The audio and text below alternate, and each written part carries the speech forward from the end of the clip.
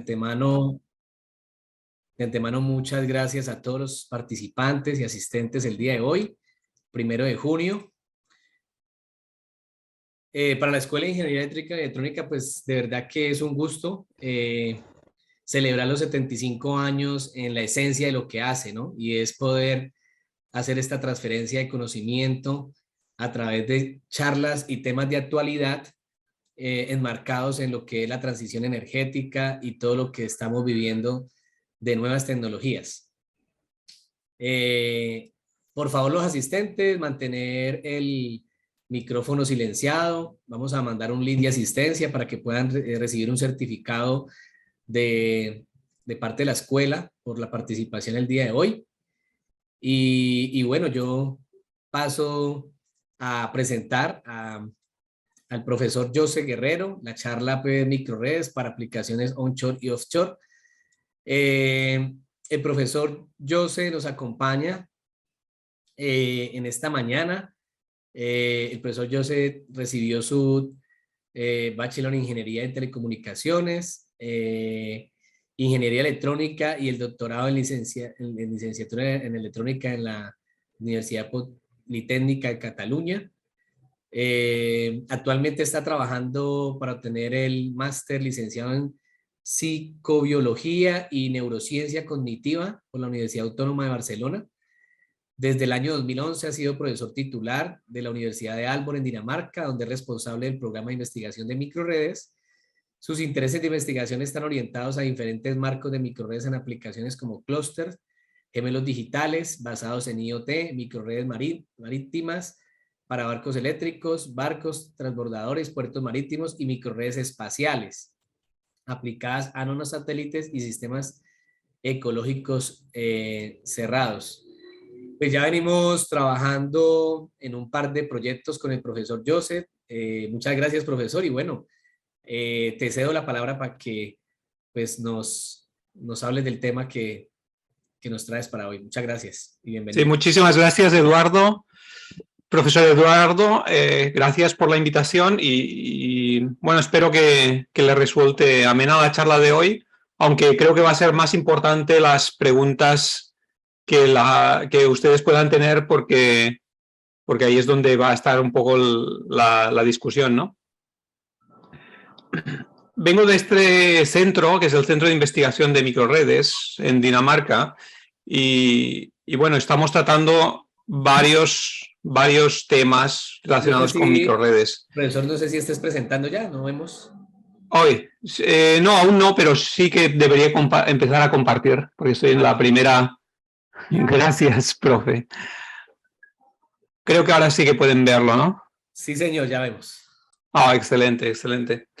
Pues en este centro también pueden encontrar más información, porque ahora a continuación comentaré un poco los distintos tópicos que tocamos y por supuesto no que sea posible pues hablar de todos estos tópicos, así que he intentado seleccionar un poco aquellos que pudieran ser más interesantes. También quiero dedicar mi charla a mi esposa y a nuestro futuro bebé que vendrá en agosto.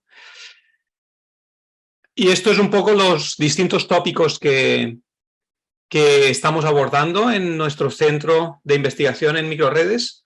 Uno es qué podemos hacer para, cuando tenemos microredes, interconectarlas entre ellas y formar clústeres. Estamos haciendo varios proyectos para poder unificar esos clústeres en conexión, sobre todo cuando tenemos poblados en sitios del África, la África subsahariana, por ejemplo. Y luego, otro tema muy interesante que no es el objeto de hoy, pero que también si tienen alguna pregunta o si tienen interés, estamos desarrollando gemelos digitales y sistemas de Internet de las Cosas en laboratorios también vivos aquí en la universidad. Y uno de los topics que estamos desarrollando más es el tema de ciberseguridad. Mi background, como ha comentado el profesor Eduardo, pues yo soy ingeniero en telecomunicaciones y por lo tanto todo lo que tiene que ver con ciberseguridad es muy importante hoy en día, o sea que estamos tomando varias líneas en este tramo. Al menos se han leído 2 tesis doctorales, hay otra más en curso y un postdoc también trabajando en estos temas, o sea que tenemos un grupo creciente en esta línea. Otro tema también importante que ha sido objeto de algunas charlas mías en este campo es el tema de microredes marítimas, es decir, electrificación en barcos eléctricos. Hemos trabajado bastante en el tema. Hemos desarrollado, pues, por ejemplo, el primer ferry híbrido de Asia. Lo desarrollamos en un proyecto de colaboración y ahora mismo está funcionando.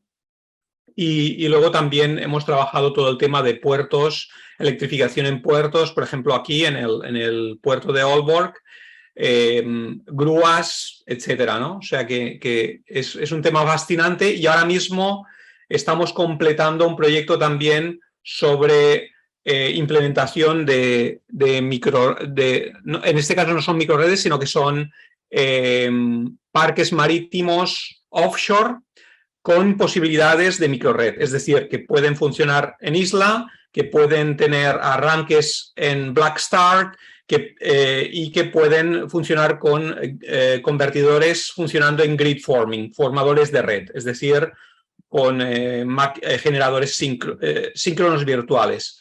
Y pienso que es súper interesante porque lo estamos aplicando este caso de estudio a Turquía, el cual tiene un potencial de 11 gigavatios solo pensando en offshore sin considerar la tecnología flotante. Ahora mismo estamos estudiando también con las autoridades turcas la posibilidad de tener también flotante. Es realmente un proyecto también fascinante, ¿no? Aquí lo que me voy a centrar es sobre todo en la parte del espacio, que es lo que más hemos trabajado últimamente y por lo tanto seguramente es lo que tengo más ganas de contarles aquí, como le comentaba brevemente también al profesor Eduardo, que me gustaría hablar un poco de control, hablar también de cómo la neurociencia nos está inspirando a los ingenieros y hablo también desde el punto de vista de, como ha comentado el profesor Eduardo, desde el punto de vista de estudiante de neurociencias, pues también es muy importante el ver ese enfoque, cómo todo lo que es biológico nos está impactando más y más en este área. Y es más, olvido un nuevo framework que está también surgiendo en nuestro centro, que son microredes biológicas. Al final de la presentación voy a poner un ejemplo de cómo controlamos una microred biológica utilizando también controladores jerárquicos que se han utilizado por muchos años en microredes eléctricas. Lo que no voy a mostrar aquí, pero también es de interés, ahora mismo estamos colaborando con un hospital en Copenhague, con el cual lo que estamos haciendo es también modelos a nivel de modelos genómicos también para determinar enfermedades y posibles curas. Y esto yo creo que es fundamental, ¿no? Esta llegada a la reconexión de uno mismo, en el cual todo lo que es la parte médica es realmente muy importante para los humanos, ¿no? O sea que de algún modo es un poco un viaje también personal mío, un poco viniendo desde la ingeniería, pasando por la biología y llegando hasta la medicina, que creo que hay mucho potencial y de hecho he logrado convencer ingenieros que trabajaban en inteligencia artificial para electrónica de potencia, el empezar a aplicar todas estas ideas de inteligencia artificial en sistemas biomédicos. Pienso que tenemos una gran responsabilidad los ingenieros en el tema médico y creo que es necesario pues decirlo aquí también, ¿no? Luego, últimamente hay mucha gente hablando sobre inteligencia artificial, pero realmente sabemos muy poco sobre cómo funciona nuestro cerebro. Y realmente si pensamos en el cerebro como tal, podríamos hablar de la mente, la cual se compone de 86.000 millones de neuronas que crean sinapsis entre ellas. Es falso que sea un cerebro puramente electrónico, es decir, los cerebros eléctricos se pueden encontrar en animales muy prehistóricos, pero después los que ya fueron evolucionando ya se trataba de cerebros bioeléctricos, es decir, que necesitaban de lo que se denominan también neurotransmisores para empezar a transmitir la señal. Y esto también es muy importante si alguien aquí trabaja en redes neuronales, lo que se denominó después también las spiking neural networks, es decir, son redes neuronales que reproducen cómo funcionan las redes reales y realmente funcionan por picos, no funcionan a nivel transitorio. Entonces esa neurona genera un potencial negativo y entonces genera un impulso. Eso, en cuanto llega ese neurotransmisor, y entonces se propaga la señal, ¿no? Es un poco lo que se ha intentado hacer con estas spiking neural networks. Y bueno, yendo un poco más adentro, también podemos ver pues, que en sitios como el corazón tenemos 40.000 neuronas, ¿vale? En algunos estudios se ha visto también cuando alguien tiene sentimientos de afecto, compasión, incluso odio, partes de estas neuronas se activan también. Es decir, que tiene algo que ver con lo que la sabiduría popular, cuando habla de estas cosas que pasan en el corazón, pues realmente algo hay de cierto, ¿no? Y luego, esto yo creo que lo hemos experimentado todos, en la parte del sistema digestivo tenemos 500 millones de neuronas. Y esto es la misma cantidad de neuronas del cerebro de un gato. Hoy en día ya empiezan a haber muchos estudios en cuanto a la flora intestinal, cómo esa flora intestinal afecta nuestros comportamientos, y realmente se han hecho pruebas con ratones en el cual un ratón muy pasivo, otro ratón más activo, se intercambian las heces y se puede ver cómo esos ratones cambian su comportamiento, ¿no? Etcétera. Hay más estudios, si tienen interés podemos discutirlo más tarde porque si no, no nos dará tiempo. Pero finalmente sí, todas estas redes neuronales están conectadas mediante lo que es la médula espinal, y luego apareció más tarde una conexión con lo que se denominaba el nervio vago, y se llama nervio vago porque fue realmente complicado encontrarlo. Y es uno de los que realmente conectan todo este sistema digestivo con lo que es el cerebro. Entonces, en realidad, también podemos sentir que cuando tenemos emociones, estas emociones que sentimos, notamos algo en el estómago, en toda la parte del estómago. Y no es por casualidad, es porque realmente tenemos todo un sistema que está funcionando autónomamente dentro del estómago. Y digo autónomamente porque muchas veces tiene reacciones que no podemos controlar con la mente, ¿no? O sea, que en cierto modo podemos decir que tenemos 3 cerebros y que es un sistema muy distribuido, podríamos decir. Más distribuido que como pensábamos antes, que era el cerebro va por un lado y el cuerpo va por otro, ¿no? De hecho, durante los años 70 estaba muy de moda lo que era el creer en la telepatía, ¿no? En que podías comunicarte a distancia. Esto se vio que era falso, efectivamente, pero en aquel entonces se empezó a estudiar para determinar esa posibilidad de telepatía, lo que se denominan las ondas cerebrales. Es decir, de una podríamos decir, paraciencia, ¿no? O pseudociencia, se pudo venir con contribuciones en la ciencia, en los cuales realmente se vio que habían ondas cerebrales, pero estas no salían más allá del cráneo.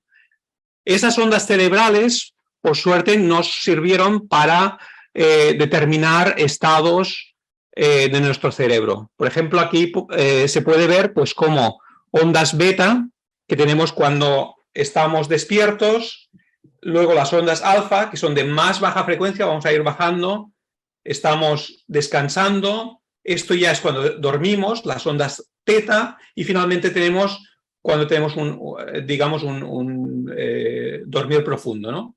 Las más bajas en frecuencia.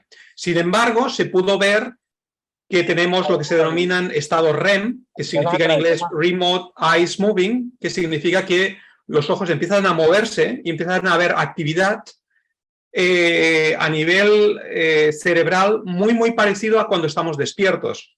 Y esto sucede 4 o 5 veces cada noche. Cada noche nos pasa eso, ¿no? Y esto es muy interesante el observar también, ¿no? Otra cuestión que era falsa también y que se ha constatado es que no es cierto que usemos un 5% o un 10% del cerebro, como se decía antes, realmente usamos un 100%. Por lo tanto, creo que tenemos que estar relajados en ese sentido. Lo que pasa es que simultáneamente solo podemos usar un 2%, es el equivalente a 4 vatios. Tenemos que imaginar como si fuera una bombilla de 4 vatios que se va encendiendo en distintas partes del cerebro, y esto es debido a limitaciones de glucosa y de oxígeno. Sin embargo, normalmente lo que nos sucede es que utilizamos redes neuronales muy similares y por lo tanto nos parece que es difícil cambiar. Lo que pasa es que la neuroplasticidad nos ha demostrado que realmente el cerebro va cambiando de estructura a lo largo de la vida. No es cierto que solo sea en un periodo en la infancia, es toda la vida, incluso en la vejez. Es una cuestión de estimularlo. ¿De acuerdo? Tema neuroplasticidad es otra de las áreas fascinantes, ¿no?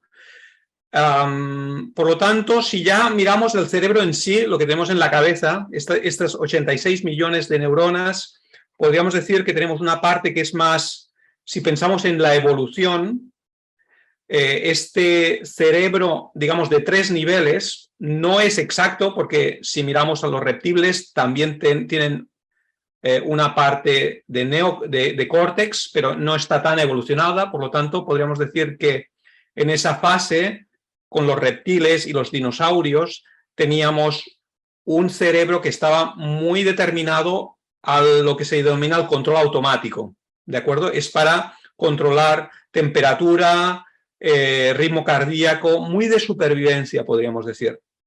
Luego, 200 millones de años atrás aparecen los primeros mamíferos.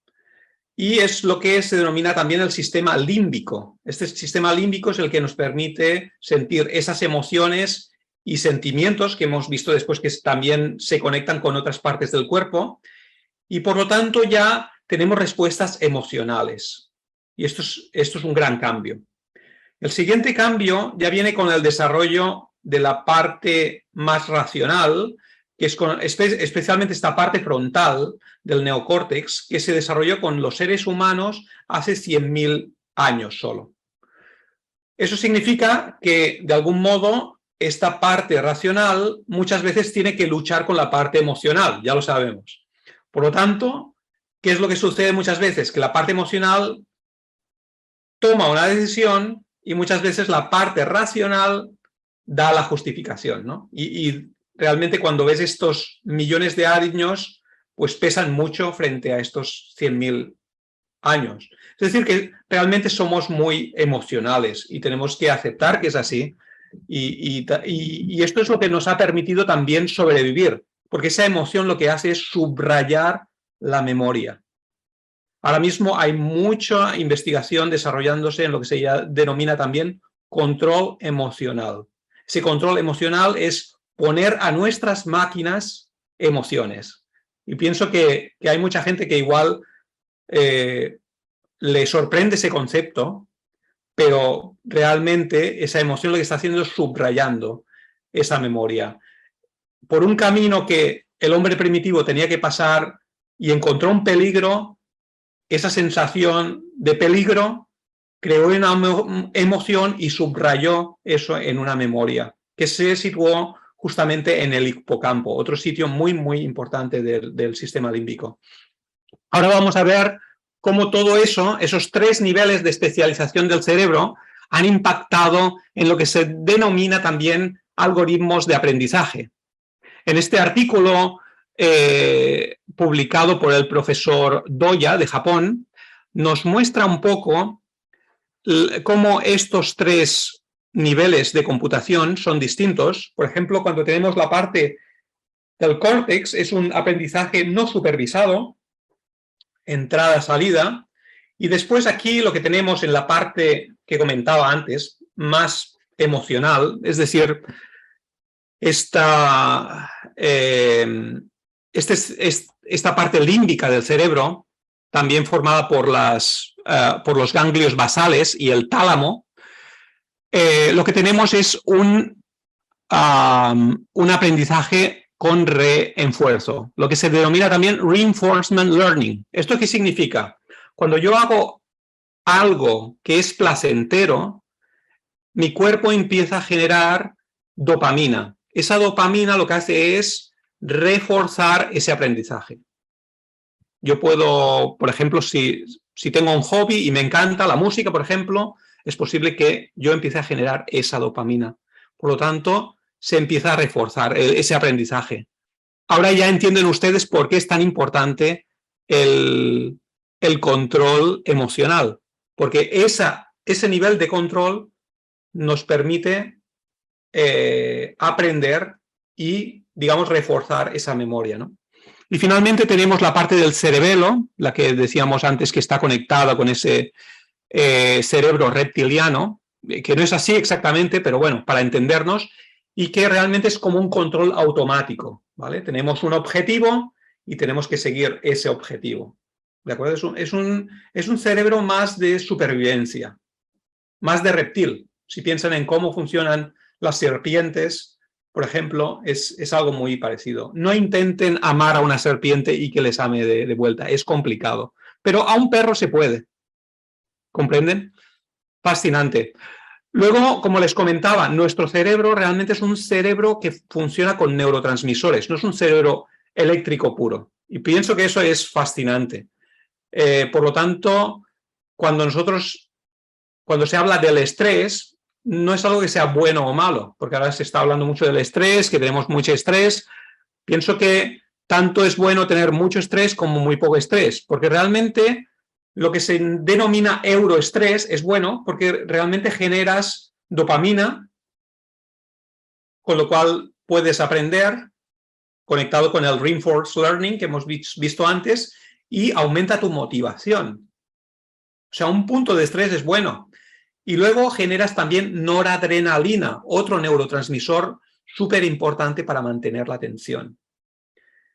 Si estamos bajos de dopamina y noradrenalina, realmente lo que tenemos es pues aburrimiento. Por lo tanto, en esta fase lo que tenemos es un punto óptimo. Lo que pasa es que cuando ya nos pasamos de estrés, aparece lo que se denomina de-stress. Entonces ya, pues, ansiedad, pánico, violencia o el estado de burnout, que es cuando una persona decimos que se ha quemado. Ya esa persona no reacciona a nada, no está interesada en nada porque realmente le ha quemado todo este estrés, ¿no? Es súper interesante ver cómo estos estudios que se realizaron a finales de los años 70 del siglo pasado aún son válidos hoy en día, ¿no? ¿Y cómo es que nosotros procesamos lo que estamos viendo? Pues imagínense que aquí tenemos los ojos, la parte visual. Realmente estos ojos están conectados mediante nervios ópticos a la parte del córtex visual, que está justamente al otro lado del cerebro, ¿no? Lo tienen ustedes aquí detrás en el cogote, podríamos decir. ¿De acuerdo? Entonces, de ese cogote tenemos dos vías de procesado de esa información. La primera vía está aquí se lo muestro un poco mejor porque en 3 dimensiones creo que es más fácil ver. Es la vía ventral, también se denomina, y es la vía del qué. ¿Qué es lo que estamos viendo? Mientras que aquí hay otra vía en la que procesamos la información de lo que estamos viendo y nos sitúa dónde está esta cosa que estamos viendo. Está en la ventana, estamos ahora mismo en tal sitio. Por lo tanto, es lo que se denomina también la vía dorsal. Otra cuestión súper interesante no solo las conexiones que tenemos internas, aquí solo he mostrado la visual, pero podríamos hablar también de la auditiva, que también es fascinante. Si a alguno de ustedes, por ejemplo, le fascina la música, como a mí, también es un campo emocionante a explorar, o la del procesado de lenguaje también, otro también de mis hobbies, ¿no? Pero en cuanto a lo que es la conexión con el corazón, pensemos que el corazón hoy en día sabemos que no es solo una bomba de bombeo de sangre, que también lo es, sino que también genera hormonas como la aminotriplina, que controla el estrés. Es curioso como desde el corazón podemos controlar el estrés, y la oxitocina, que por cierto, y ahora que hablábamos de un poco de la familia, la paternidad, la maternidad, pues esa oxitocina es la hormona que generan las mujeres cuando amamantan a sus bebés. Y realmente es una hormona que todos podemos generarla. Y voy a poner un ejemplo. Cuando yo ayudo a alguien, genero oxitocina. Cuando alguien es ayudado por otro, esa persona genera oxitocina. Y cuando uno observa que alguien está ayudando a otro, como desde fuera, también genera oxitocina. Es decir, somos seres inherentemente sociales, ¿de acuerdo? Y por lo tanto es natural en nosotros la compasión. Esto está conectado también con las neuronas espejo. Esto es otra frontera también súper interesante, pero bueno, vamos a ver un poco qué es lo que sucede con el ritmo cardíaco. Pues el ritmo cardíaco, normalmente el doctor nos da, por ejemplo, unas pulsaciones, ¿no? Usted tiene 70 pulsaciones por minuto, pero ese número es un poco pobre porque me está dando un poco el promedio. A mí lo que me gusta saber es cómo está funcionando instantáneamente. Y si nos fijamos, cuando tenemos emociones de frustración, ansiedad, nos preocupa algo, estamos irritados, tenemos una forma de onda prácticamente no periódica y con muchos armónicos. Y sin embargo, cuando tenemos emociones positivas, aprecio, amor, coraje de hacer algo, esos armónicos desaparecen y tenemos una onda prácticamente senoidal. Y pienso que esto es súper importante, ¿no?, de verlo, porque realmente al final el promedio son 70 batidos por minuto, si quieres, pero no me está dando información de cómo me siento emocionalmente internamente, ¿no? Y esto tiene que ver también con la coherencia entre el corazón y la cabeza, ¿no?, del cual también han escrito mucho los escritores, y pienso que ahora es un momento en que los científicos también tenemos que empezar a abordarlo. Todos estos movimientos del corazón, en realidad, el objetivo final en nuestro cuerpo es que haya una presión constante de la sangre, o sea, que la presión de la sangre no se dispare. Y por eso estamos haciendo estos cambios a nivel de batido. Súper interesante a nivel de control, ¿no? Como nuestro sistema interno es un sistema de control muy complejo. Y fascinante al mismo tiempo porque nos estudiamos a nosotros mismos, que es lo que realmente nos interesa aquí. Bien, pero veníamos a hablar de microredes, ¿verdad? Hasta ahora pueden ustedes ver cómo nuestro cuerpo realmente, cuerpo-mente, está funcionando como una microred. Y un poco cuando hablaba de estos 3 niveles de control, también podemos ver lo mismo en redes eléctricas o en microredes eléctricas, que en realidad nosotros lo que hicimos es, hace ya más de 10 años, adaptamos el sistema de control de las grandes redes eléctricas en microredes. Y aquí un poco lo que tenemos es lo mismo. Ese control primario, que es ese control de inercias, muy de control automático, corresponde a ese, digamos, cerebro reptiliano.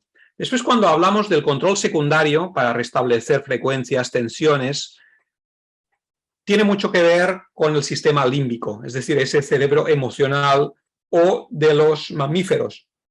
Y luego la última capa, que es sobre todo la parte frontal, la que se desarrolló en los humanos. Pensemos que los humanos son de los pocos animales que pueden hacer esto. Tú puedes proyectarte en el futuro, pensar, mañana, ¿qué voy a hacer? Bien, va a haber este plan, vuelvo al momento presente y tomo decisiones. Esto hay muy pocos animales que lo puedan hacer. La mayor parte de animales funcionan por acción-reacción. Nosotros también tenemos esa capa del cerebro, pero además esa parte del neocórtex frontal es especial nuestra. Y realmente es lo que estamos haciendo con los sistemas los Energy Management Systems, ¿sí? Los sistemas de gestión de la energía. Estamos preveyendo cómo funcionará un día, por ejemplo, un día en adelante, cómo estaremos mañana, haremos unas predicciones, volveremos al momento presente y tomaremos decisiones. Y por eso es tan importante que en ese nivel de control tomemos también modelos que vengan de la biología. En realidad, piensen una cosa, no hay absolutamente nada que hagamos en ingeniería que no tenga una base biológica. ¿Por qué? Porque nosotros somos biológicos y por lo tanto lo que hacemos constantemente es copiar la biología, seamos conscientes o no. Muchas veces no somos conscientes y sin querer reproducimos de la biología. Si hay alguien aquí, por ejemplo, que está trabajando en PLLs, por ejemplo, es un caso muy claro que la biología tiene PLLs. Nosotros tenemos PLLs internamente en nuestro cuerpo para sincronizarnos con los ritmos circadianos, es decir, con el día y la noche, cuando tenemos hambre, etc. Tenemos un sistema realmente complejo de PLLs. Cuando realmente podemos descubrir esto, te das cuenta que ese PLL ha sido inspirado por la naturaleza. Y así puedo dar muchos más ejemplos. Aquí pueden ver entonces también cómo funciona ese control secundario. Nosotros con el control primario lo que sucede es que tenemos inercias que pueden ser reales, como en grandes sistemas de potencia, o pueden ser ficticias o virtuales, como en sistemas de microred, ¿vale? Es también lo que se denomina Drup Control o máquinas síncronas virtuales. Es exactamente el mismo sistema. Hoy en día pueden ver también osciladores virtuales, etcétera. Todos funcionan con el mismo principio. Bien, el control secundario lo que hace es restablecer algún tipo de valor. Sobre todo en grandes sistemas de alterna, restablecemos la frecuencia, porque la frecuencia nos está diciendo si el sistema está sobrecargado. Si la frecuencia empieza a aumentar, por ejemplo, sabemos que tenemos más generación que consumo, pero si de repente, por ejemplo, baja la frecuencia, como sucede en este ejemplo, sabemos que ha habido quizás una sobrecarga o una desconexión de algún generador, con lo cual tenemos que conectar más generadores o desconectar cargas para que esta frecuencia se restablezca. En la red eléctrica la frecuencia está cambiando todo el rato, todo el tiempo. Creo que ustedes tienen 60 Hz. Es totalmente falso que todo el rato estemos en 60 Hz, porque la red necesita variar su frecuencia. Lo mismo que su ritmo cardíaco. Es falso que su ritmo cardíaco siempre sea, por ejemplo, 70 bits por minuto. Como hemos visto anteriormente, está cambiando. Y eso es lo que nos da una idea de cómo el sistema está funcionando. El ver cómo está usted gestionando esas variaciones también en el ritmo cardíaco. Podemos ver cosas muy similares también en esa frecuencia. Cómo está evolucionando su sistema en frecuencia nos puede dar ideas de cómo está más estresado, menos, qué tenemos que hacer para descongestionarlo, etc. Un tema fascinante. Cuando empecemos a aplicar ideas del sistema límbico a este control secundario, realmente empezaremos a dar respuestas imprecedentes. Ahora mismo lo que tenemos son sistemas muy sencillos que nos muestran, pues, variaciones en frecuencia, restauraciones en frecuencia, y cuando hablamos de microredes, ya sean microredes en alterna o microredes en continua, esa variable se centra más en la tensión. Pensemos que si es en continua no tenemos frecuencia, por lo tanto usamos, digamos, la tensión como modo de comunicación. Es decir, en nuestro sistema eléctrico no tenemos directamente comunicaciones para sincronizar todos los generadores del mundo, pero lo que utilizamos es la frecuencia, que es una señal común. Eso es lo que también se llama site communications. No sé cómo traducirlo. Quizás diría algo así como comunicaciones del sitio, comunicaciones que ya están integradas, ¿de acuerdo? Entonces lo mismo se hace con la tensión en microredes, ya sean de corriente continua o ya sean de corriente alterna. La otra cuestión es cómo implementamos el control. ¿Tiene que ser un control totalmente centralizado o tiene que ser un control totalmente distribuido? Somos un poco, a veces sin querer, somos un poco de extremos, ¿eh? O sea, si pensamos el control centralizado, pues tiene sus ventajas porque tú puedes capturar toda la información, procesarla, optimizar es muy fácil y luego puedo mandar las señales de vuelta. Si yo quiero hacer un sistema que sea redundante, así este controlador central cae, hay quien dice, voy a hacerlo totalmente distribuido. Cuando lo hago totalmente distribuido, claro, necesito mucha información fluyendo desde un controlador hacia el otro. Optimizar es difícil, porque hay que hacer optimización distribuida, es algo muy complicado, y por lo tanto, realmente la solución no es ni tener un sistema totalmente centralizado o un sistema totalmente descentralizado. Es un poco buscar un camino intermedio en el cual pues, nuestros equipos puedan tener un sistema SCADA y una inteligencia propia, ¿de acuerdo? Pero encontrar ese balanceo, porque a veces creo que vamos un poco a extremos. El centralizado es malo, vale, vamos a ir totalmente a distribuido. Y realmente creo que en los equipos reales, y tal como mi experiencia me ha demostrado con las actividades con la industria, pues hemos ido hacia híbridos, ¿no? Puedo poner ejemplos luego porque vamos un poco apretados de tiempo. Pero bueno, un poco lo que quería mostrar también es que tenemos sistemas centralizados, descentralizados y distribuidos. Descentralizados sería totalmente sin comunicaciones, quizás en plan side communications. Y cuando ya vamos a distribuidos, quiere decir que yo uso comunicaciones, pero aún así mis algoritmos están distribuidos a lo largo de los equipos. Y esas concepciones me permiten también tener clústeres de microredes, es decir, muchas microredes que puedan estar interconectadas entre sí y pueda montar más niveles jerárquicos. Bien, sin más, vamos a ir al ejemplo de aplicación que quería mostrar hoy, el de las microredes espaciales. Igual alguien está esperando que hablara de otro tipo de microredes, podemos hablar en la fase de preguntas porque tengo también transparencias para todo tipo de aplicación que he explicado antes, barcos eléctricos, puertos marinos, microredes en poblados, eso podemos hablar luego, pero realmente un poco me viene la fascinación a nivel del espacio, ¿no? Y ahora mostraré un poco que todo esto empieza históricamente para mí con una cooperación con la empresa GomSpace, lo siento porque no se ve bien aquí en Dinamarca, con la cual colaboramos para desarrollar microredes dentro de los satélites. Y pienso que esto es fascinante porque realmente al final tenemos una microred en continua que lleva paneles solares, baterías y cargas muy, muy, muy críticas. Si miramos el espectro solar, por ejemplo, en la Tierra, lo que se denomina también Air Mass 1.5, pues tenemos, esto es digamos, la curva de generación. Esta es la irradiancia espectral y aquí tendríamos para las distintas frecuencias, ¿no? Hay mucho filtrado por aquí y realmente es bajo. Si vamos al espacio, casi tenemos un 20 o un 30% más de energía disponible, ¿vale? Y esto es porque no tenemos la atmósfera.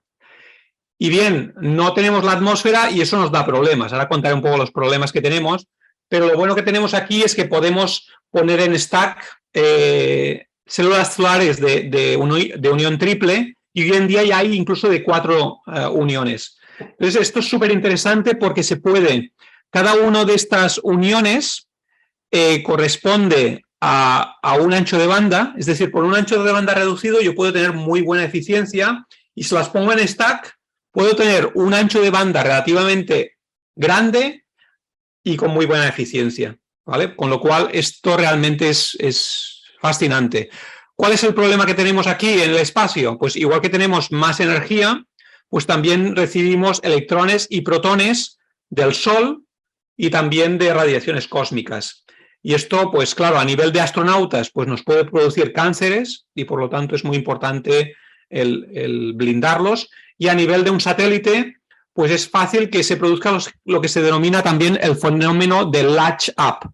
Este fenómeno ha sido estudiado mucho por la NASA, se pueden encontrar algunos ejemplos, porque sobre todo poniendo electrónica digital como microcontroladores, con el bombardeo de protones, pues muchas veces lo que es la tecnología CMOS se quedaba anclada en uno y por lo tanto el microcontrolador se quedaba colgado.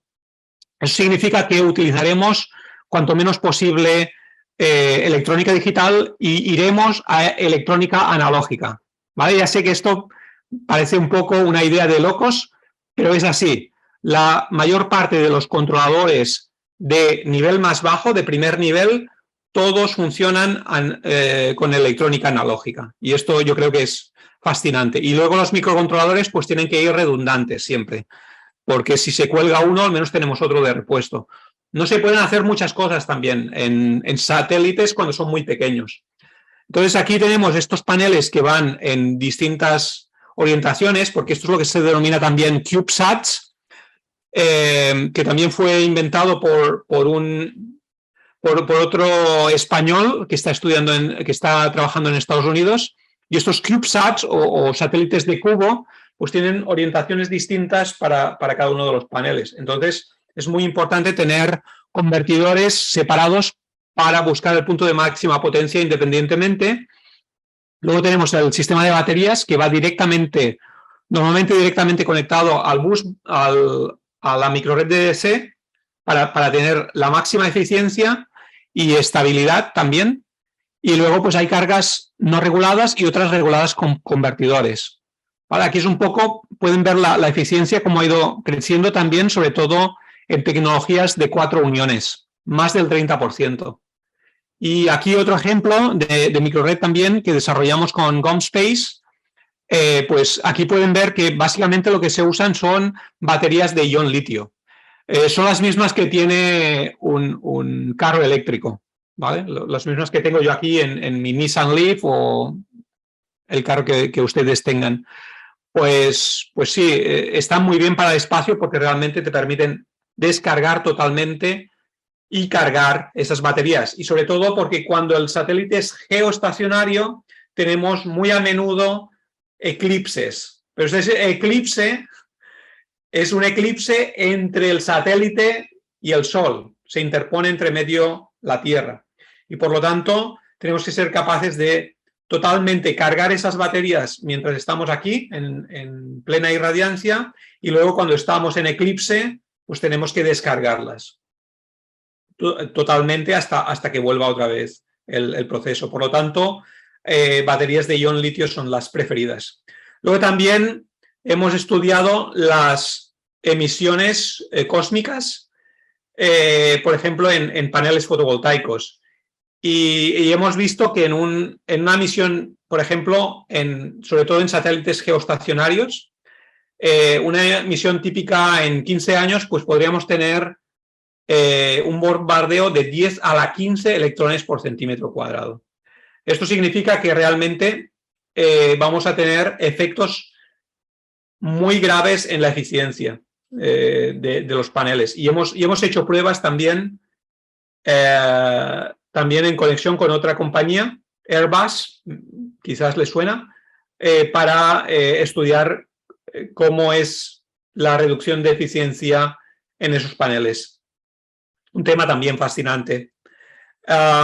Yendo más allá de los satélites, hablamos ya de las estaciones espaciales.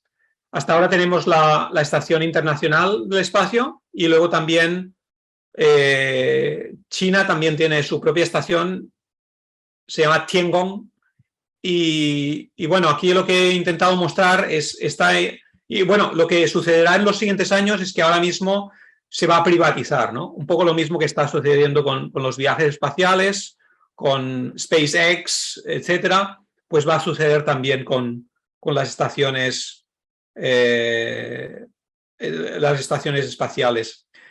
En este caso, pueden ver que en la Estación Internacional del Espacio lo que tenemos son 33.000 celdas solares que producen 240 vatios. Y luego tenemos aquí baterías de ion litio. Estos son los únicos convertidores bidireccionales que hay para las baterías. Lo digo porque está muy de moda que ahora todo sea bidireccional. Un poco lo que comenté antes, que parece que como vamos a extremos, ¿no? Antes todo era unidireccional, pues vamos a hacer que todo sea bidireccional. Bueno, bidireccionalidad tiene problemas porque ya sabemos que la eficiencia no puede ser tan buena. Por lo tanto, aparte de estos convertidores de las baterías, toda esta parte de aquí son convertidores unidireccionales, de generación hasta carga. Son entre 120 y 170 volts en continua Y bueno, ahora absolutamente toda la plataforma funciona en continua. En el pasado era en alterna, pero claro, si tienes celdas solares, baterías y equipos electrónicos, todo esto funciona en continua y por lo tanto tiene mucho sentido no hacer conversiones alterna. Esto es algo que en el pasado no era así. Y luego las baterías ahora ya son todas de ion litio en la Estación Internacional. Bueno, vamos un poco más allá, ¿no? ¿Qué es lo que va a pasar con la base lunar cuando la tengamos?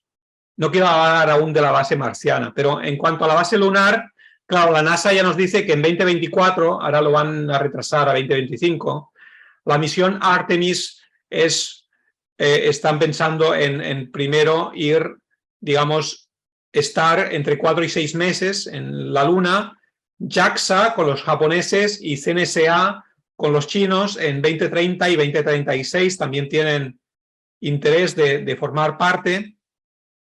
Y lo que de algún modo esto es la fase inicial, ¿no? La fase que le llamamos fase 1, entre 4 y 6 meses, que es un poco también, tiene que ver con el tiempo que también pasan los astronautas en la Estación Internacional de Espacio.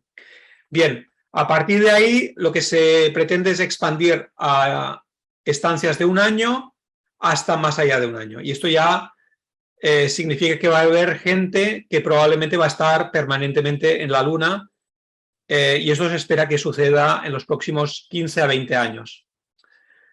Bueno, estos son un poco los planes, ¿no? Nosotros a partir de aquí, ¿qué es lo que hicimos en nuestro estudio? Pues miramos que, claro, lo que son las regiones no polares no son muy interesantes porque tienes periodos de luz y oscuridad de 15 días.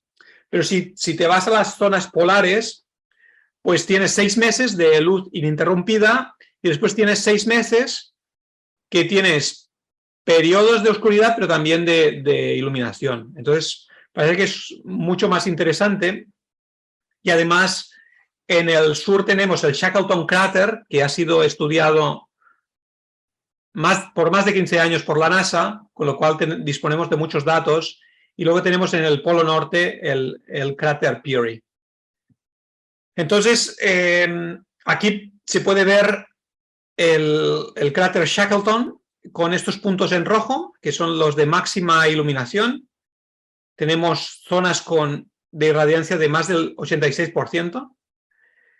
Y luego tenemos este otro cráter, el Peary, en el norte, con estos puntos también de máxima iluminación.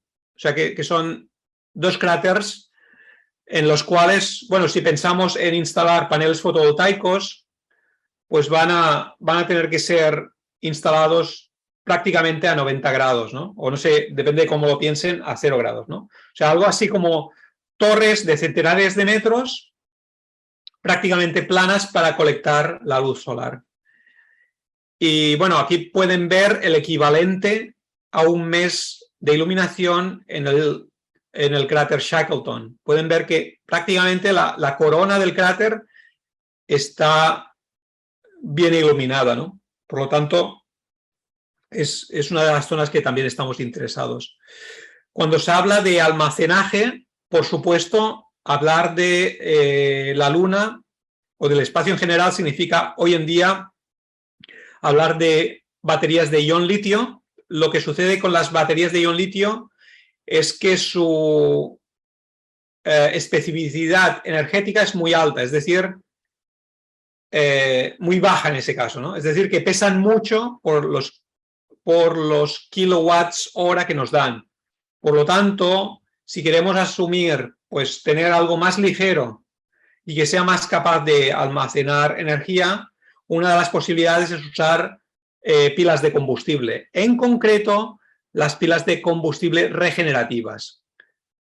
Regenerative Fuel Cell o RFC.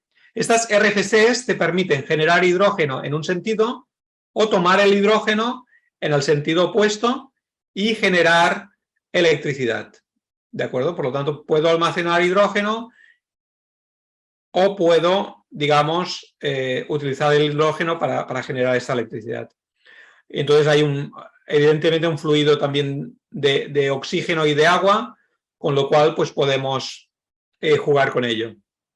La ventaja de ello es que podemos almacenar el hidrógeno en grandes depósitos, que en principio es mucho más ligero que hablar de baterías, y se podrían también distribuir por canales. Es algo que hay que hablar, pero ahora mismo parece que la combinación entre baterías de ion litio y fuel cells es algo que está encima de la mesa.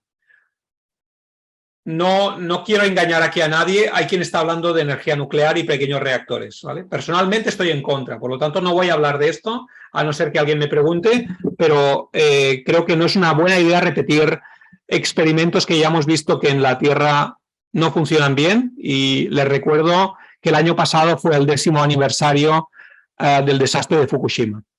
Bien, pues entonces, de algún modo, lo que tuvimos que hacer es modelizar las cargas de los habitantes, los selenitas, digamos. Luego también tenemos laboratorios de exploración, con lo cual hay vehículos eléctricos o rovers también. Y claro, aquí no pueden haber motores de explosión porque no hay oxígeno. Es decir, estamos obligados a ir por el camino de las renovables. Y pienso que esto es súper interesante aquí, ¿no? O sea, no es como que hay una opción, ¿no? Quizás podríamos consumir, no. Estos son renovables, o sea, energía solar, baterías de ion litio y vehículos eléctricos. Súper interesante, ¿no? Y luego también precisaremos de tener laboratorios para hacer tus propios recursos, ¿no? Los ISRs, ¿vale? Por lo tanto, ya se ha visto que determinados minerales que existen en la Luna se podían usar para realizar determinados productos, ¿no? Todo esto, como pueden imaginar, está aún en fase de investigación, pero ya hay varias ideas para generar esa materia prima que es necesaria. Es decir, para bajar esa dependencia con la Tierra, ¿no? Y, por supuesto, pues necesitaremos esa parte de habitantes, laboratorios y ISRs también, y comunicaciones, ¿no? Comunicaciones que nos llevarán al Internet en la Luna, es decir, la Luna tendrá su propio Internet y sus propios satélites. Y por supuesto, lo que he comentado antes, ¿no? Sus propios vehículos eléctricos con estaciones de carga que serán, digamos, necesarios para moverse, ¿no? Bien, hemos ido un poco por todo, ¿no? Por la generación, el almacenaje, las cargas y por supuesto, pues también lo que decía, ¿no? Que si queremos evitar las grandes latencias entre la Luna y la Tierra, pues necesitaremos nuestros propios satélites y nuestro propio microred, que en lugar de ser una sola microred, esperamos que sea un número de microredes, ya que así la resiliencia puede aumentar, ¿no? De hecho, recientemente hicimos un estudio para el cráter de Shackleton, en el cual pues estudiamos una microred para los habitantes, otra para la parte de laboratorios y estaciones de carga, y otra para el ISRU, para generar tus propios recursos, de forma que si había algún fallo en alguna de estas microredes se pudiera desconectar y pudiera ser lo más resiliente posible. Realmente aquí volvemos a ver que un sistema jerárquico de control, como el que tenemos en microredes, como el que tenemos en redes eléctricas o como el que tenemos en nuestro cerebro, podría ser súper interesante, ¿no? El poder tener estos tres niveles como fault management, y más bien estos serían controles reactivos, ¿vale? Un poco el cerebro reptiliano, más automático, el sistema límbico o el sistema, digamos, más racional conectado con un scheduling de la misión y un planning a largo plazo, ¿no? Pienso que esto es fascinante. Bueno, yendo un poco más hacia el espacio y ahora conectándonos otra vez con la biología, ¿no? O sea, digamos que la biología nos ha dado un poco inspiraciones de cómo generar nuestros controladores. Y ahora vamos a ir al proceso inverso, cómo estos controladores pueden controlar sistemas biológicos artificiales, ¿vale? Esto ya es darle un poco la vuelta al asunto. En este proyecto que hicimos con la Agencia Europea del Espacio y que aún está en marcha, lo que intentamos es aplicar controles jerárquicos a lo que se denominan ecosistemas cerrados. ¿vale? Por lo tanto, estos ecosistemas cerrados para misiones espaciales hay varios en el mundo, pero la gran mayoría de ellos se basan en terraforming, es decir, generar atmósfera. Entonces, cuando tú generas la atmósfera, pues ya puedes empezar a tener vida quizás allí. Nosotros lo vemos un poco lejos, entonces hemos pensado que lo más acertado es darle un ecosistema cerrado a la Plataforma Internacional del Espacio y luego reproducirlo en las futuras bases lunares. Y esto es exactamente lo que hay implementado en Barcelona en el proyecto MELISA. Tenemos que un astronauta pues tiene necesidades de oxígeno, agua y alimentos y bueno, y tiene otras necesidades, digamos, necesidades hasta hacia afuera, ¿no? Calor, dióxido de carbono, orina, ¿de acuerdo? Tenemos nuestros a nivel de fecales, sólidos, líquidos, bueno, ya lo conocemos esto porque es un proceso que lo hacemos cada día, ¿no? Esta entrada y salida que al final tenemos, ¿no? Entonces se trataba un poco de construir todo el proceso biológico para autosostener a estos astronautas, ¿no? Por lo tanto, aquí estos astronautas pues generaban pues desechos que entraban en descomposición por esta cámara llena de bacterias anaeróbicas, y estas bacterias anaeróbicas lo que hacen es generar ácidos grasos, que ahora están muy de moda, ¿sí? Volátiles en ese caso, minerales y amonio. Entonces, dentro de lo que es el amonio, entramos en el proceso de nitrificación, y con esta nitrificación lo que hacemos es dar nitratos al sistema de compartimiento de fotosíntesis.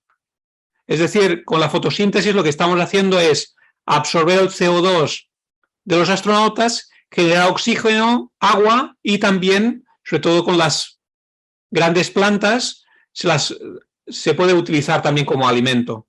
Las microalgas no, pero las microalgas lo que están haciendo es el proceso de fotosíntesis.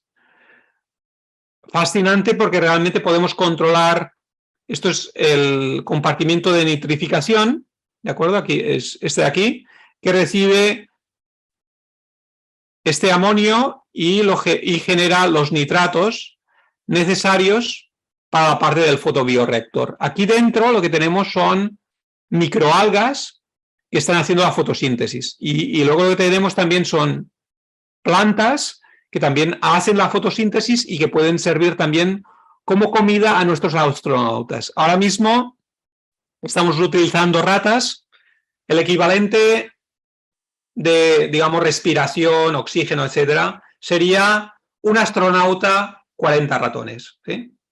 Es un dato importante a recordar. Nosotros somos el equivalente a 4 ratones, a nivel un poco, pues eso, de respiración, etcétera. Más o menos. Ahora cuando vuelvan a casa se lo comentan a sus familiares. Bien, pues un poco lo que podemos imaginar es que esto es como un sistema cerrado, ¿no?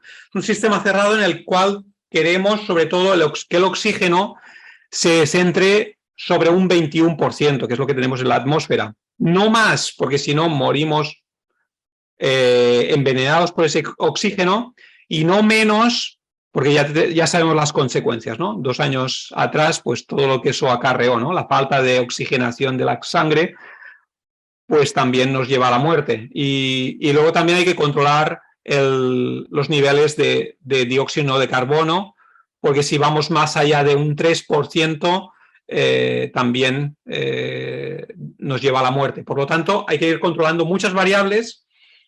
Pensemos que este sistema en total tiene centenares de variables de estado, ¿vale? Un poco si vienes del mundo de la electrónica de potencia, en el cual las variables de estado son con mucho 4, 5, 6, 7, pues aquí tenemos centenares. Y son altamente no lineales, muy no lineales, por lo tanto linealizar como que es complicado, y es un sistema con muchas interacciones, es decir, cuando estabilizas una variable igual inestabilizas otra, ¿no? Bien, El caso es que aquí lo que hicimos fue hacer un símil entre estos ecosistemas y una microred. ¿Por qué? Porque cuando estamos haciendo la fotosíntesis, estamos a partir de luz solar generar oxígeno. Aquí lo que hacemos con el sistema fotovoltaico es a partir de los fotones generamos electrones. Luego estos electrones, ven aquí, fotosíntesis y proceso fotovoltaico. Ese oxígeno tiene que almacenarse en tanques, igual que tenemos sistemas de almacenamiento. Y luego hay fuel cells como las microbial fuel cells que funcionan muy similar a las fuel cells de hidrógeno. Por lo tanto, pudimos ver un paralelismo claro entre sistemas cerrados y microredes aisladas, ¿vale? Porque no tenemos interacción, en el caso de ecosistemas cerrados, no hay interacción con un ecosistema grande como el que tenemos en la Tierra, y en el caso de una microred aislada no tenemos conexión con la red. Bueno, pues eso nos permitió pensar en cómo podemos implementar un control jerárquico de la misma manera que controlamos las microredes. Es decir, el control primario, en ese caso, controlaba el fluido de masas dentro del sistema biológico cerrado, del mismo modo que nosotros controlamos la potencia entre los elementos de la microred. O lo mismo que hace el cerebelo para controlar automáticamente pues, temperatura del cuerpo o pulsaciones del corazón. Luego tenemos el sistema secundario, que lo que hace es restablecer tensión y frecuencia en el caso de una microred, o en ese caso tomamos también acciones correctivas del control primario, ¿de acuerdo? Es un proceso muy similar al de una microred, el que tenemos en un sistema biológico. Es lo que está haciendo el sistema límbico también, ¿no? El hacer esa corrección. Y encima de todo esto, pues tenemos el control terciario. Pues aquí ya pueden ver que lo que estamos haciendo es un sistema, cuando le dotamos de inteligencia, pues lo que estamos haciendo es añadirle esa parte prefrontal del córtex, es decir, algoritmos de predicción, de optimización y de toma de decisiones, ¿no? Exactamente lo mismo que pasa en una microred con sistemas de Energy Management Systems. Aquí también diseñamos un sistema que optimizaba a tiempo real y también mirando en un espacio temporal, pues optimizar hacia adelante, ¿no? Luego también desarrollamos un sistema de supervisión, arriba de todo, tipo SCADA, y abajo lo que tenemos es un sistema de control, lo mismo que podemos tener en una microred, lo que se denomina control cero, que serían esos controladores de tensión y de corriente locales. Y esto es un poco lo que conseguimos. Son 3 niveles de control para controlar este ecosistema cerrado. Fueron basados en MPCs, modelos de control predictivo. Y fíjense aquí, por ejemplo, que cuando la luz cambiaba, esta es la intensidad de la luz, la generación de oxígeno también cambiaba, exactamente igual que sucede en un sistema fotovoltaico. Y luego pueden ver cómo el nivel de carga del sistema, del tanque de oxígeno, está cambiando de acuerdo con ello, y se puede realmente asimilar o aproximar bastante bien al state of charge, al estado de carga en porcentaje de unas baterías, ¿vale? Es decir, estamos súper contentos de cómo finalizó el proyecto, porque creo que es sin precedente, ¿no? Tengo algunas gráficas más, pero bueno, esto sí, si hay más preguntas también podemos hablar de ellos.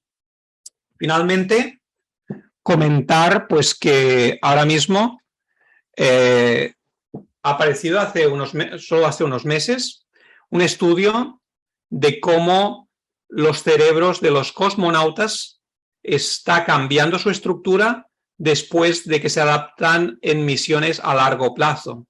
Es decir, realmente se está viendo que hay un cambio estructural en cuanto a conexiones cuando digamos, estas misiones son más a largo plazo, y es lo que esperamos también que suceda cuando mandemos esos astronautas en el espacio. Y por eso también estamos súper interesados en ver cómo eso va a afectar estructuralmente y también, por supuesto, emocionalmente y muchas otras componentes para estos futuros astronautas o cosmonautas que vamos a mandar en esas futuras misiones. Esto es todo en cuanto a mi presentación. Quiero acabar con una frase de Albert Einstein, que ya todos los que me conocen saben que soy un buen fan. Él dijo: no podemos solucionar nuestros problemas con el mismo nivel de pensamiento con los que creamos esos problemas. Muchas gracias por su atención y estoy abierto a cualquier pregunta. Bueno, profesor Joseph, muchas gracias por esta apasionante charla. Para organizar las preguntas, por favor, levanten la mano y les doy paso. Las pueden escribir por el chat para hacérselas al profesor Joseph y aprovechar este espacio que nos ha brindado de consultas. Entonces, por favor, anímense. Si hay dudas, preguntas, aprovecharlo aquí. Luisa, adelante. Hay una pregunta, profesor Joseph. Vale, primero que todo, bueno, buenos días. Yo quería preguntarles más que todo en cuanto a las Networked Microgrids o el clúster de microgrids y las microredes individuales. Si dentro de su experiencia usted conoce si existen grandes impactos en lo que respecta al control de esas microredes en el momento en el que están en isla y pasan de ese estado de isla a conectarse a la red. Y digamos, si existe como un cambio en la sintonización del sistema de control cada que la microred hace ese proceso de salir del estado en el que está en isla y pasa a la conexión con el sistema. Sí, gracias, Luisa. Creo que es una pregunta súper interesante, ¿no? Porque quizás con el paradigma anterior, en el cual cuando la microred estaba conectada daba soporte a la red mediante seguidores de red, pues en el momento en que se producía la isla era un problema porque esos seguidores de red ya no podían seguir tensión y frecuencia. Entonces necesitaban de cambiar, de hacer un cambio en los controladores, pasar de seguir la red funcionando como fuentes de corriente a formar la red funcionando como fuentes de tensión.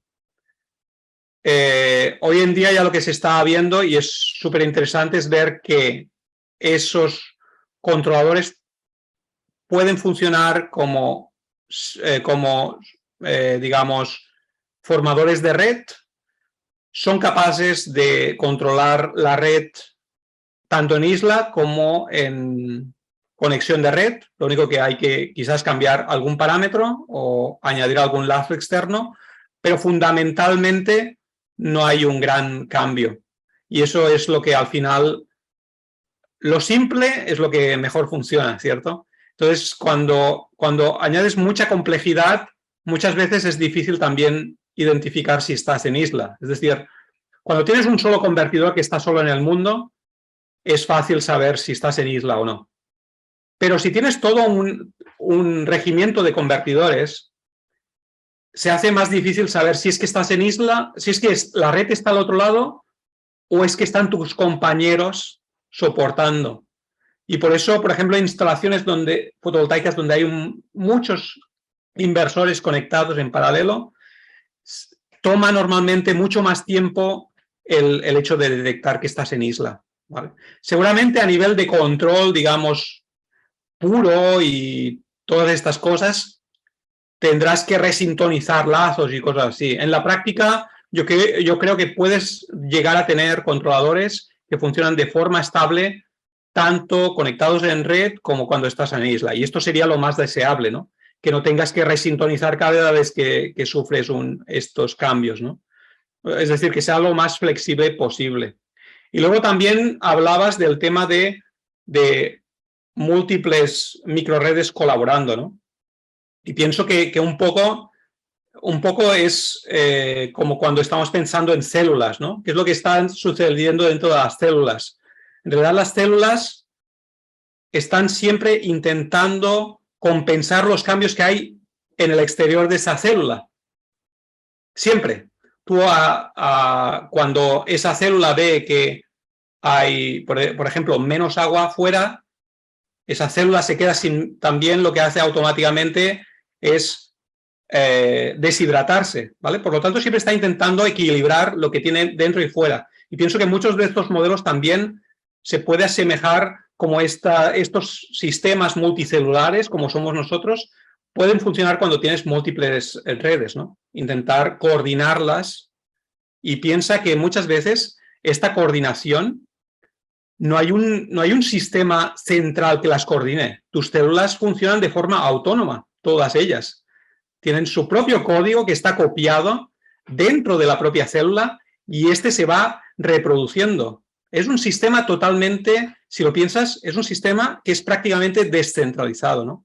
Y en cierto modo, las microredes, y por lo que comentaba antes de la biomimética, ¿no?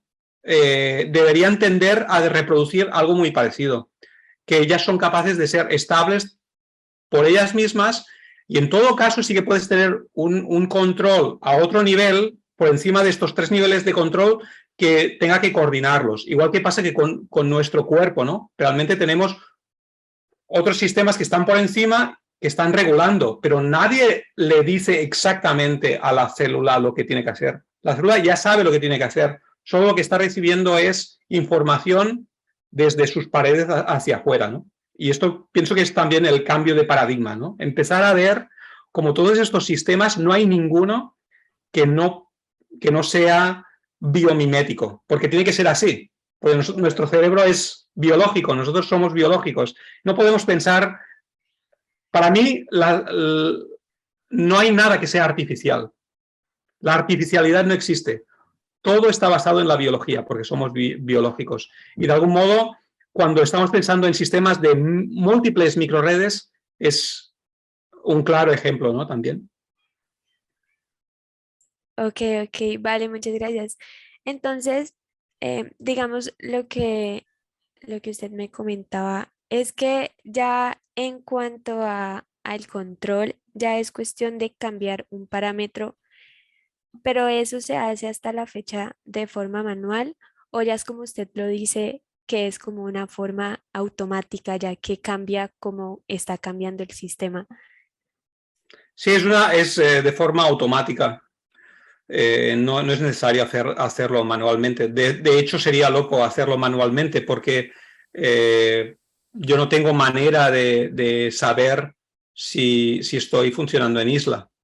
Y si tengo un piloto que me avisa de que estoy funcionando en isla y tengo que cambiar algo manualmente, probablemente sería demasiado tarde. Ok, entonces, como todo este proceso se hace de forma, digamos, automática, ¿considera usted que en el momento en el que ocurra ese cambio de funcionamiento de la microred, esos impactos van a ser muy significativos en lo que respecta al control o poco significativos? Debería ser lo menos significativo posible. Porque si son muy significativos, tiene riesgo de inestabilidad. Ok, listo, vale. Bueno, muchísimas gracias. Gracias. Profesor Joseph, por aquí hay una segunda pregunta, si le parece, Sí. y la leemos de el ingeniero Carlos Villano. Dice, muchas gracias, profesor Guerrero, por su presentación. Quisiera conocer un poco más sobre la propuesta de MPC en el esquema de control secundario. Sí. Bueno, tomaría tiempo, porque igual le remitiré a la publicación en sí, pero el concepto, en ese caso del MPC, en el control secundario se trata de que, como teníamos un sistema que estaba formado por muchos compartimientos con modelos muy complejos, era necesario incorporar el MPC en el control secundario para hacer una restauración lo más correcta posible, lo más estable posible. O sea que teníamos en cuenta un modelo, digamos, no tan detallado como en el control primario, por supuesto, porque en el control primario sí que tenemos un modelo detallado a nivel de cada uno de los compartimentos a nivel local, pero sí teníamos un modelo a nivel de respuesta de lo que eran el flujo de masas. En el caso del sistema biológico, en el caso de un sistema eléctrico, pues básicamente lo que tienes es la respuesta en frecuencia y la respuesta en tensión de ese sistema, ¿no? Entonces tienes un modelo basado en eso, ¿no? Sucede un poco lo mismo que en la biología, lo único que quizás el nivel de complejidad es menor, porque en el sistema eléctrico muchas veces viendo la frecuencia ya sabes lo que sucede, ¿no? Y en el caso del sistema biológico pues era un poco más complejo, por lo tanto sí que era necesario utilizar el esquema de MPC más allá del típico controlador PI, que personalmente soy un fan de los controladores PI porque son los que funcionan y funcionan maravillosamente, ¿vale? Dicho ya de paso. Listo, profesor Joseph. Vale, gracias. El ingeniero Carlos menciona que muchas gracias. Gracias, gracias Carlos. No hay más manos levantadas. Profesor Joseph. Hay alguien, hay un tal J. Sebastián. Ah, perdón, sí. J. Sebastián, sí, adelante, Sebastián. Muy buenos días, mi nombre es Juan Sebastián. Sí, buenos días. Bueno, yo tengo una pregunta hablando de todas esas aplicaciones específicas de la microred, muy interesantes, por cierto. Quisiera saber si ustedes también están abordando, desde qué punto se está abordando más bien la optimización respecto a costos en la implementación de todas estas tecnologías, si hay un algoritmo en el que están trabajando para saber si hay un control superior, por así decirlo. En cuanto a costos, ¿te refieres a costos de operación? Sí, señor. Sí, sí, correcto. En el caso, y ahora estamos hablando sobre todo en el tema del biosistema cerrado, porque claro, cuando tienes paneles fotovoltaicos y unas baterías, poca cosa puedes ajustar ahí. Pero en el sistema biológico, claro, tienes unas entradas de reactivos, de materia, y por lo tanto hay un desgaste del sistema y por lo tanto sí que tenemos en cuenta que hay unos pesos en cuanto a la optimización en el control terciario y que es muy necesaria en este caso porque si no te quedarías rápidamente sin reactivos. Por lo tanto, esto es súper importante aquí. Entiendo también que si alguien está interesado, por ejemplo, en microredes basadas en hidrógeno y otro tipo de fueles, ya sean fueles más verdes como el e-methanol, etcétera, también es súper interesante incorporar esto. Y si no, si trabajas con el tema de las baterías, pues también es importante añadir el coste de operación de la batería, porque a veces el hecho de cargar y descargar esas baterías pues también te incorpora un coste adicional. Eso es importante. Hablamos de operación, ¿eh? Otra cosa es la optimización a nivel de lo que es la planificación. Ahí hay digamos, una optimización, pero sí debe haber una optimización a nivel de operación. Se animaron a preguntar, no sé, profesor, si nos permita otras dos preguntas. William Andrés. Sí, por supuesto. Sí, profesor. Eduardo, Joseph, muy interesante su presentación. Digamos que tengo una pregunta muy puntual acerca de si han trabajado en sistemas de transmisión para microredes donde se haga la transmisión de manera simultánea a CDC. Y si lo han hecho, ¿qué futuro podría haber en este tipo de desarrollos? Disculpe, ¿se refiere a microredes híbridas donde haya una parte alterna y continua? Por la misma línea, es correcto. Por la misma línea, pero entonces sería como un offset, ¿verdad? Sí, algo así. He visto que hay unos desarrollos en China donde han mejorado la eficiencia y la estabilidad de la red en este sentido. Entonces, quisiera saber si desde el punto de vista de microredes lo han abordado y cuál sería el futuro de este tipo de topologías. Sí, no hemos utilizado este tipo de topologías porque normalmente cuando estamos digamos, en continua sí que habíamos utilizado, por ejemplo, utilizar rizados encima de la continua. Eso sí que se había usado, lo que pasa es que los resultados no eran muy buenos. Entonces, porque necesitaban unos PLLs, esto en publicaciones de hace 20 años, pero a la práctica no, casi no se llevó. Y al revés, es decir, tener alterna sobrepuesta en continua, pues claro, si tienes que utilizar después transformadores o algún tipo de elemento electromecánico, pues puedes llegar a la saturación y por lo tanto no hemos visto así la necesidad de aplicarlo, al menos en los proyectos que hemos llevado a cabo. Ok, profesor, muchas gracias por su respuesta. Gracias, pero todo es posible porque al final la electricidad es un lenguaje. Hay gente que igual, yo creo que es muy importante y abriendo este tema es súper interesante porque no hay una única manera de hacer las cosas. Es falso que digas, no, o en continua o la alterna. Me dices, pues podría usar la alterna sobrepuesta a una continua. Es posible y hay que estudiarlo. Creo que y de algún modo también, en nuestro caso, el haber estudiado cosas en el espacio, cosas que igual en la Tierra no eran posibles al principio, hemos visto que en el espacio se puede hacer y después de vuelta a la Tierra es algo que nos permite también trabajar fuera de la caja, ¿no? Como dicen. O sea que de algún modo me parece súper interesante el que hayan estas otras posibilidades, que no tengan que ser de decidir si voy en alterna o continua, ¿no? Es como un lenguaje, ¿no? Y como lenguaje, pues puedes definir nuevos lenguajes. Igual que sucede en control, también sucede en el sistema de transmisión. Pero gracias por la aportación. Ok, profe, muchas gracias. Gracias. Ángelo. Ángelo. Buenos días, profesor. Muchas gracias por la charla, muy interesante. Yo tengo una duda con respecto en los términos de ciberseguridad. En este caso, digamos, tener un clúster de microredes podría, digamos, aumentar la ciberseguridad en esa microred debido a una defensa colectiva, o al contrario, podría hacerla un poco más vulnerable.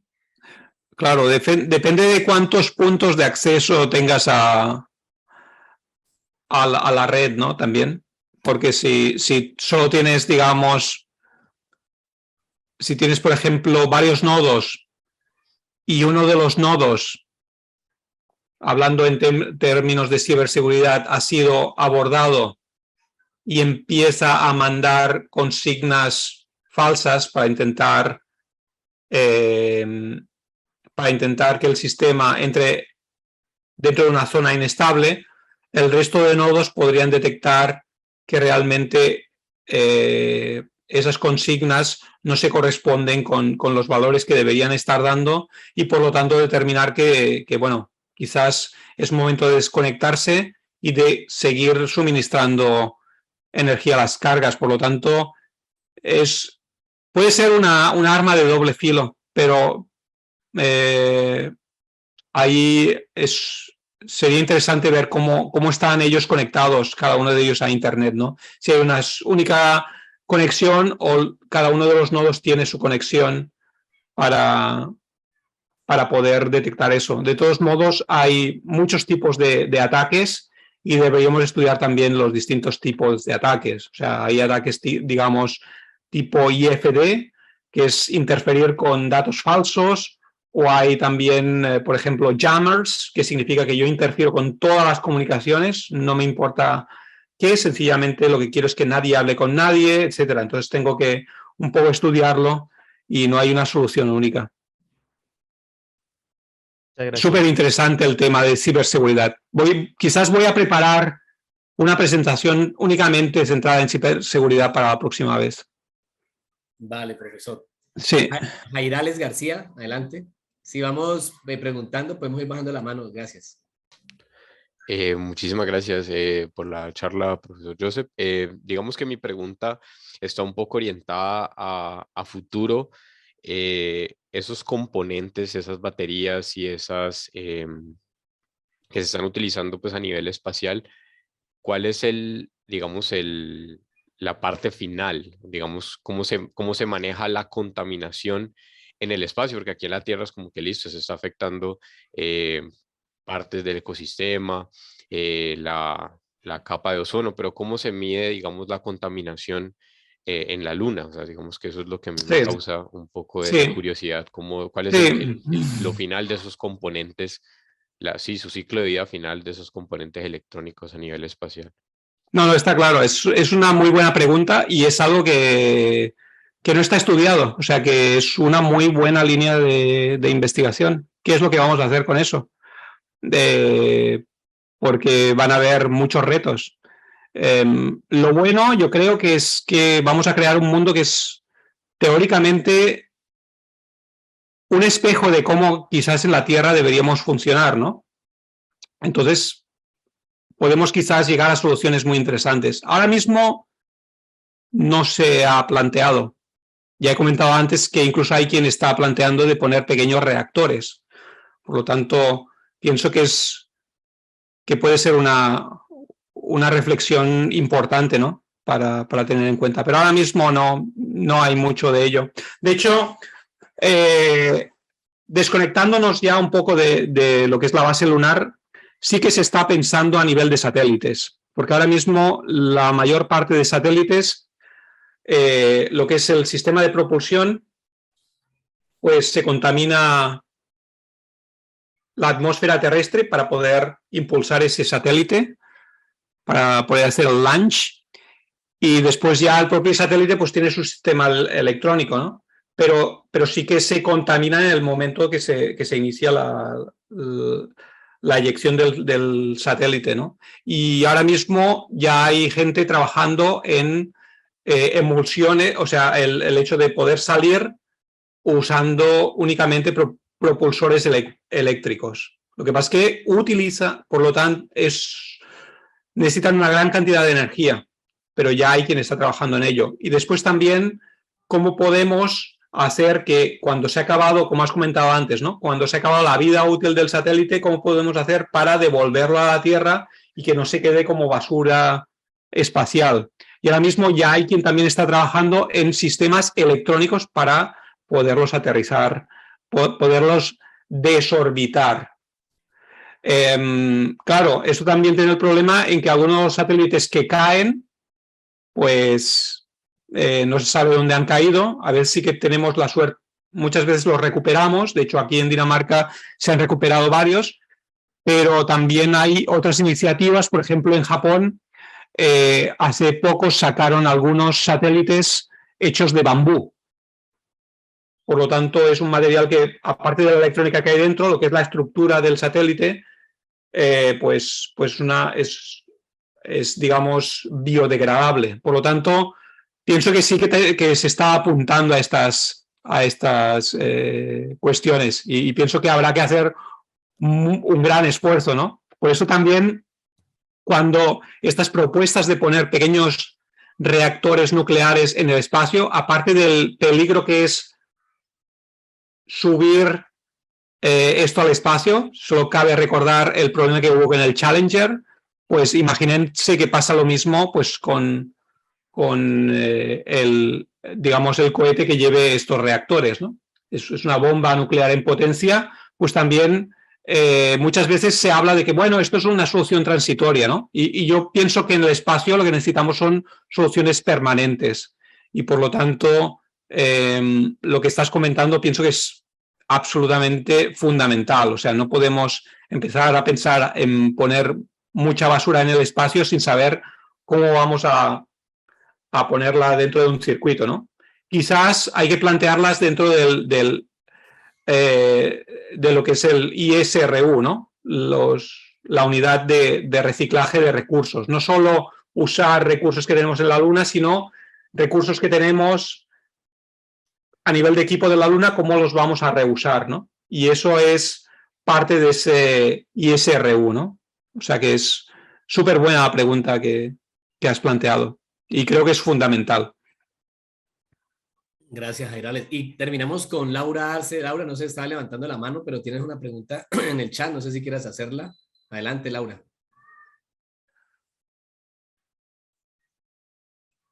No sé Creo si que Laura la ha escrito. Sí, ¿qué nivel de penetración PVC ha escalado con el controlador de inversores formadores de red hasta ahora? Claro, esto corresponde a una falacia y voy a contarlo un poco. Lo digo amablemente porque la pregunta es muy buena y tiene muy buena intención y creo que se ha utilizado también el concepto de penetración de renovables en las redes eléctricas a veces con mala intención. Lo cuento así un poco a lo bestia porque nos decían que las redes tenían un nivel máximo de penetración de renovables y que a partir de cierto nivel, 20%, 30%, el sistema se volvía inestable. Y esto sabemos que es falso. Es falso, es sencillamente para limitar a las renovables, porque sabemos que las renovables, si se controlan de forma adecuada, no hay límite. Podemos llegar, redes de un 100% de renovables no solo son viables, sino que son posibles y pueden ser estables. Entonces, claro, el nivel de penetración de solar para escalar el controlador de inversores de formadores de red, pues puede ser tanto como el 100%. Quiero decir que si tú tienes suficiente energía para las cargas que tienes que suministrar, tú puedes tener el 100% de inversores funcionando como formadores de red. No hay ningún problema en eso. Siempre y cuando tienes suficiente posibilidad de almacenaje y, por supuesto, suficiente nivel de energía para entregar las cargas, pienso que puede ser un 100%, clarísimamente. No veo ningún problema. Claro, cuando hablamos de un 100% de formadores de red, también significa que vamos a perder potencia, pero esto es inherente al formador de red. Es decir, que yo voy a tener muchas veces más energía o más potencia disponible en mis paneles fotovoltaicos que lo que va a consumir mi carga. El formador de red lo que hace sencillamente es adecuar la potencia que yo voy a generar a la potencia que va a almacenar o sea, que van a consumir mis cargas. Eso me permite reducir muchísimo lo que es el almacenaje de energía, pero por otro lado, igual esa energía yo la podría almacenar y utilizar luego, ¿no? Por lo tanto, pienso que podemos ir desde un cero, en el cual pues entregamos toda la potencia y tenemos una gran fuente de almacenaje hasta 100%. No veo que haya un límite en eso. Listo. Bueno, profesor, no hay más preguntas, no hay más manos levantadas. Bueno, yo veo otra, ¿eh? Sí, Andrés Grajales. Creo que a Grajales. Adelante, Andrés. Lo que pasa es que Andrés creo que lo había mencionado ahorita. Ah, vale, sí, era el tema de aprovechar residuos y desechos de los astronautas, quizás generar energía. Bueno, hay cuestiones de estas. Se han utilizado también, por ejemplo, sobre todo hay gente que piensa que los excrementos son los que más energía te dan y realmente es la orina lo que más energía te da, ¿no? Y realmente hay incluso ya fuera del campo espacial hay experiencias en países, por ejemplo, del África subsahariana, donde se ha podido generar electricidad a partir de orina. Por lo tanto, digamos que tendríamos como un baño que está generando también electricidad, ¿no? Por ejemplo, hay ideas locas de estas que absolutamente pues, pueden ser súper interesantes, ¿no? En el espacio. Yo creo que ya con la orina y las defecaciones podemos cerrar quizás el debate, que me parece súper interesante, ¿no? El conversatorio, claro, profesor. No, darte las gracias, profesor, por unirte a esta celebración de los 75 años de la Escuela de Ingeniería Eléctrica y Electrónica. Muchas gracias. Y de verdad que pues para la Universidad del Valle y para los asistentes, estas charlas de microredes enfocadas en lo que es la transición energética, pues le suman mucho a lo que está haciendo la escuela este año. Profesor, siempre un gusto y un placer tenerte aquí con nosotros. Esperamos en una próxima contar contigo y bueno, ahí ya nos hablaste un poco sobre el tema de ciberseguridad, que tenlo por seguro que pronto te estaremos molestando para otra charla. Perfecto, perfecto. Será un placer y un honor. Y felicidades por este 75 aniversario. Vale. De todas maneras, aprovecho para mencionarles a todos los asistentes que nos vemos el próximo miércoles en la charla Determinación de la impedancia de secuencia de cero en transformadores de potencia con el ingeniero Elmer Sorrentino. Y esa charla será de 5 a 6 p.m. como la hemos dado habitualmente. Muchas gracias. Hasta luego. Gracias. Que estén bien. Gracias. Estén muy bien. Chao. Muchas gracias. Hasta luego. Hasta luego.